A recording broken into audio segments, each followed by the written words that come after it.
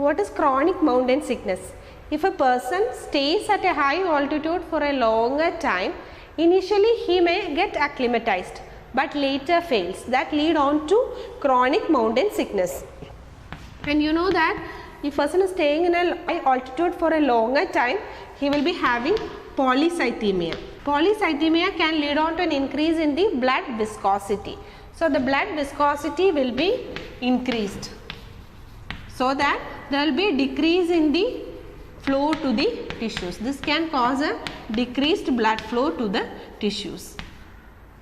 So initially he was acclimatized, but later there is a failure of acclimatization happens. So because of this polycythemia, there will be an increase in the blood viscosity, which will ultimately leading on to a decrease in the blood flow to the tissues. And second thing, because of this hypoxia, there will be pulmonary vasoconstriction, and this person can present with pulmonary hypertension. And third point is like the person can develop congestive cardiac failure.